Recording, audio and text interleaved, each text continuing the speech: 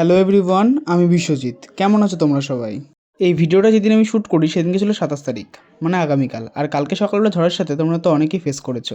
তো সেই দিনকে আমি ভোর 5টার সময় উঠে পড়েছিলাম, যেহেতু আমার 6টায় পড়া ছিল। কিন্তু এই ভয়াবহ ঝড়ের কারণে আমাদের পড়াটা পোস্টপন্ড হয়ে সকাল 8টার সময় হয়। তোমরা হয়তো আমার মুখ চোখের অবস্থা থেকে বুঝতেই পারছো কী পরিমাণ টায়ার্ড ছিলাম আমি, কারণ সেই ভোর 5টার সময় উঠেছিলাম আর 8টা অবধি বসে তারপর পড়তে গেছি, আর পরে ঘুমও আসেনি। দেন আমি যখন বাড়ি আসি তখন ঘড়ির কাঁটায় বাজে রাইট 10টা, আর এসে শুনি মা ব্রেকফাস্ট করেনি। আর আমার মায়ের ব্রেকফাস্ট বলতে একটু লাল চা হলে যথেষ্ট, কারণ সে লাল চা বহুত ভালোবাসে।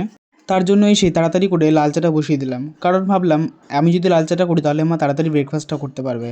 যখন জলটা ফুটে আসলো তখন আমি চিনি দিয়ে দিলাম। যেহেতু আমার মা চিনিটা একদম কম খায়, মানে মিষ্টি জিনিসটা খুবই কম খায়, তাই আমি 2 চামচের বেশি চিনি দিইনি। চিনিটা দেওয়ার কিছুক্ষণ পরে আমি চা পাতাটা দিই। যেহেতু এটা লাল চা করছি আমি, সেই জন্য যতটা কম পরিমাণ পেরেছি আমি চা পাতাটা দিয়েছি। তোমরা যখন এরকম লাল চা করবে বা লিকার চা করবে তখন এর মধ্যে একটু আদা দিয়ে দেবে, কারণ আদা দিলে চায়ের টেস্টটা আরও বেশি বেড়ে যায়। আমি এটা স্কিপ করেছি কারণ আমার মা আদাটা খায় না। তারপর আমি চাটা কাপে ঢেলে নিই, আর চায়ের পরিমাণটা আমি একটু বেশি বাড়িয়ে ফেলেছিলাম, তার জন্য মায়ের কাছে অনেক বকা খেয়েছি। তারপর মা আমাকে দুপুরের লাঞ্চটা দিয়ে দেয়, আর আজকে লাঞ্চে ছিল মাছের তরকারি, আলু দিয়ে পটল দিয়ে, বেশ ভালোই লাগছিলো খেতে।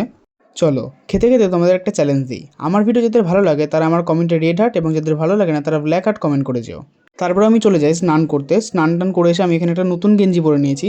এটা আমি কিনেছিলাম পহেলা বৈশাখের দিন, কিন্তু তখন একটা কারণ থাকার জন্য আমি এটা পরতে পারিনি। কিন্তু বিকেলেই আমার টিউশন আছে, সেই জন্য আমি তাড়াতাড়ি পড়তে বসে পড়েছিলাম।